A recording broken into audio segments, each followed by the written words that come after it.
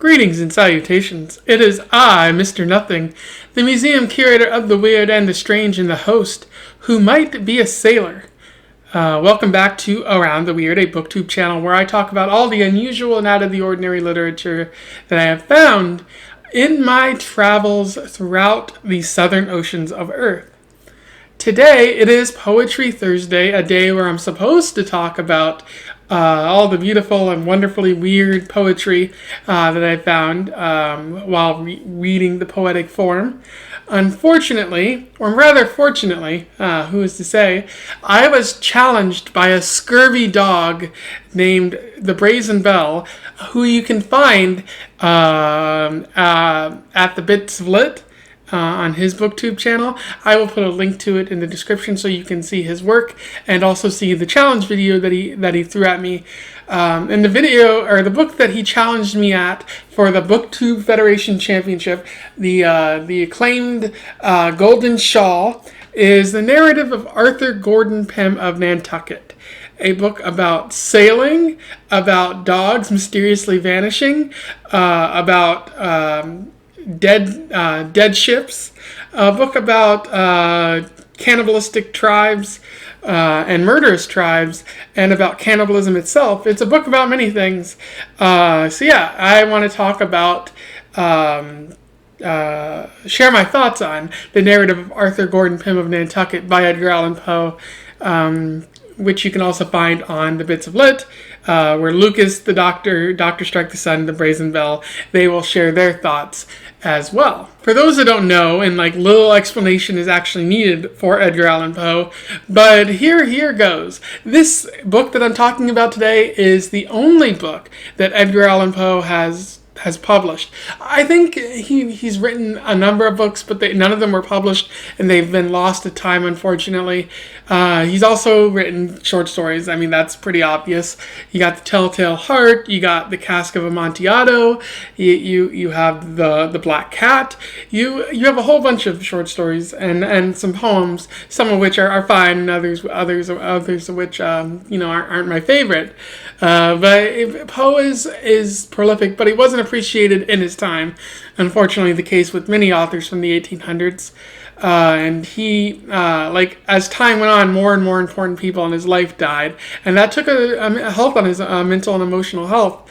And he died a pretty sad old man, unfortunately, with what appears to be a great deal of depression in his life. Poe, great author, maybe not the best of lives he lived, had alcoholism, had a whole bunch of issues, but it's good that we're celebrating him during Ocpoeber. So without further ado, I do wish to talk about the narrative of Arthur Gordon Pym of Nantucket, provide a little summary, a little analysis, and then we will declare me the victor in this challenge against the Brazen Bell. The narrative of Arthur Gordon Pym of Nantucket starts with Arthur and his friend Augustus deciding to go sailing on their boat, the Ariel, which isn't a particularly big ship, but it's enough to get out to sea with. Unfortunately, they made this choice while drunk, and as they begin to sober up, they start questioning this decision as the seas are very rough. Ultimately, their ship is hit by the Penguin, a much larger boat, and the Penguin manages to pick them up and take them back to Nantucket. While they're, he tells his parents about how he wants to become a sailor, but his parents are very discouraging, and rightfully so. The sea is a terrible place. It's very dangerous. However, he manages to convince his friend Augustus to sneak him on board the Grampus, which I think is owned by his father or his grandfather. I don't exactly remember the details, but Augustus sneaks him on board into the hold, and is just we'll stay there for a couple days, and when we're comfortably out to sea, they can't return you back to Nantucket. We will let you out, and you will be an official sailor. Unfortunately, as one tends to do in dark, cramped spaces. Arthur starts sleeping an awful lot. He becomes sort of comatose in a lot of ways because he's in a dark, cramped space and all he can do is sleep. He begins to have hallucinations. At this point, a dog named Tiger, which is supposedly his dog, but is only like mentioned for the first time here, like shows up. And he discovers a letter from Augustus basically saying, hey, something went wrong topside, so stay there a little bit. It's for your safety to be quiet. He still hallucinates. He's starting to be hungry.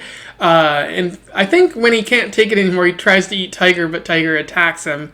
And at that point, Augustus finally shows up, and he reveals that a mutiny has taken on board the Grampus, where many people have been killed, except for the mutineers, and although they seem to be fighting amongst themselves. Augustus survived because he was sort of a secretary kind of person on the ship, and they still wish to continue to use his services while he's alive. Arthur, with the help of a couple other sailors who are against the whole mutiny kind of thing, they are,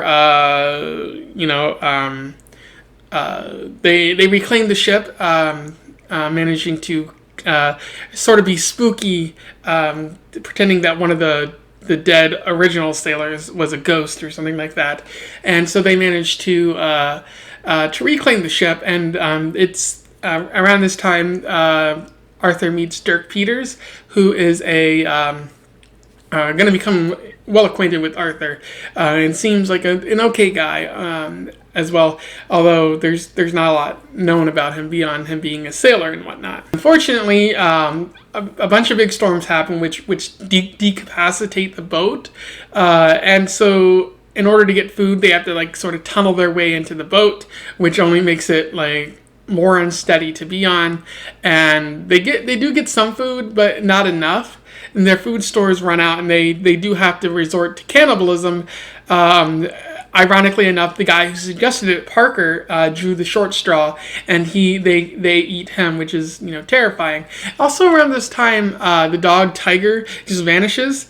And you could say that like the dog was eaten by the ship people, but I think Poe would have mentioned that if that was the case, and I think it's just either Poe forgot about the dog or it was a figment of Arthur's imagination. Fortunately, around this time, Augustus dies, and it's just Peters really and Arthur, and luckily they're saved by the Jane Grey, which is another ship captained by Captain Grey, I think it is, and they manage to get on the ship. Everything is hunky dory, and they start exploring the much of the Antarctic, with Poe relaying like all the people who came before them to explore the Arctic, and describing some of the unusual land masses that they're coming across at this time. Eventually, they make it to an island that is inhabited by a native tribe there. One of the tribe's leader, To Wit, welcomes them with open arms, feeds them, and they have a great time together. Unfortunately, it's all a trap. While they're going through sort of like a mountain pass area on the island, the tribe's people attack and try to kill them, and then they set the boat on fire and kill the people who are still on the boat. So not a good time to be a sailor in that case. And then the Arthur and Dirk Peters are the only ones who are left from the ship, and so they managed to steal a sort of canoe, and also they kidnap a tribesman as sort of leverage and just sail off into the unknown. And what happens there is that they keep going, and they keep going, and they keep going, and they start to get into a very unusual sort of waters kind of area where the water is oddly colored, and they get larger animals, and they start to see like like a humanoid figure coming towards them. And the novel abruptly ends right there. You don't find out where they're going or what's going on. And there's a final note from the editors, and they say that like they presumably the final pages of Arthur's manuscript were lost with him. And so there's if they find it, they'll share it with the public. And then they also talk about how Dirk Peters is in Chicago or in Illinois. What's he doing there? How did he escape from whatever was going on? He's not willing to talk about it at the moment. And then lastly, they share some details about hieroglyphs that Arthur and Peters find on the island with the hostile tribe, and it's just a bunch of information about what they'll find to the south, presumably a forbidden, maybe not forbidden, but like a new land to explore, which is fitting for novels around this time to create a new land to explore. Although Poe stopped short of actually discovering that new land and just leaves it at that. And that's where the story starts, or where the story stops. In terms of analysis, there is a great deal to discuss, a lot of juicy bits that I want to get to. The first is the use of the unreliable narrator. Whether Poe intended this or whether it was an accident on his part, he accidentally created an unreliable narrator. When Poe is, or when Arthur Gordon Pym is in the hold and he's slowly losing it and hallucinating and falling under delusion, he starts to see Tiger, and I think that's like where things become a bit tricky with the narration here, because you don't see Tiger come on board with Arthur, as far as I recall, and then you don't see like Tiger die or leave the gang of everyone as the ship falls apart. So is Tiger real? Is a figment of Arthur Gordon Pym's imagination? I want to say kind of. And then if that's true, it sets everything up. What's actually happening to Arthur Gordon Pym? Like it calls into question like the entire narration. Is the tribe that's attacking them hostile? Or did they upset the tribe in some way that Arthur isn't describing because he's holding back some important information? A valid question to ask. Is Dirk Peters an actual person? According to the editors, yes, but if you go by the story, Dirk Peters does relatively little other than like kill some people on the boat. You could argue that maybe that's like a Tyler Durden type situation where Arthur Gordon Pym is imagining like another person doing this to distance himself because it's so horrible, like what they're doing, and he just creates the idea of Dirk Peters to allow him to justify murdering crew members or whatnot. So there's an unreliable narrator there, and I think it's all the better because it helps you get in the mindset of like slowly losing your mind at sea and not being able to cope with the horrific events you're experiencing. I do also like how Poe touches upon real fears in this story. So starvation when he's in the hold, and when they run out of food stores on the boat, like the sailors and Arthur Gordon Pym, like they starve to death or almost starve to death, and become delusional and succumb to cannibalism, which I'm sure is like was a big fear, and even now, but like in the 1800s. People wondered, like, what happens if I don't have enough to eat? Am I going to have to resort to eating my friends, my loved ones? That's not good. So you got that. You also got the claustrophobia in the hold, which Poe is great at describing. And you have the idea of shipwrecks, which were common in the 1800s. And, like, I'm sure no one wanted to live through that because, if you didn't die during the shipwreck, then there's a good chance you'd probably die during the aftermath when you're clinging to a piece of cardboard or something and a shark eats you, wondering if someone's going to rescue you. So there is a lot to worry about and a lot of fear that Poe touches upon. And because Poe is a master of the macabre, a master of horror, that is really well described, and it's very tough to read because it's terrifying, and it gets at you even if you don't have claustrophobia. Like, reading about this is very anxiety inducing, and I like that about Poe. Another question that arises from all of this, besides the unreliable narrator one, is what's happening with the ending. Arthur Gordon Pym and Dirk Peters get to the sort of the gateway with the weird water and everything going on there, and then it opens, and then the story just abruptly ends, and you're left to wonder, where are they going? Are they entering a new land? Is this a hallucination brought on by all the fear and the maybe some starvation that's going on?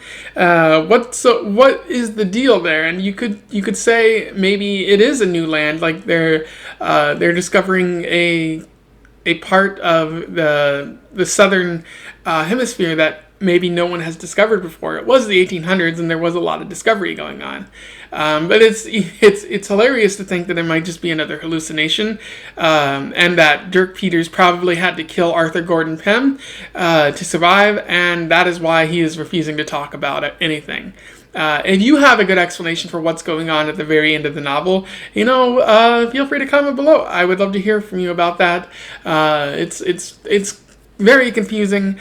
And it doesn't really make sense given that everything else is rooted in reality, and this seems kind of mystic in nature, especially with the hieroglyphs on the island. It's very wonky. The last thing I'll say is that although this is very good in parts, a lot of it is boring. The way Poe describes the horrific parts is good, but when he gets to describing being at sea or talking about the explorers who came before Arthur Gordon Pym and company, it gets exhausting to read, and it's just like some of his sentences just run on forever, and Poe, like, maybe the part of the problem is he was writing for a magazine, and so it came in installments at first, and so you don't have the whole story, or maybe he's trying to purposely elongate it so he can make more money. I don't really know there, but it does come off as pretty boring at times and hard to sit through and read the entire story because it's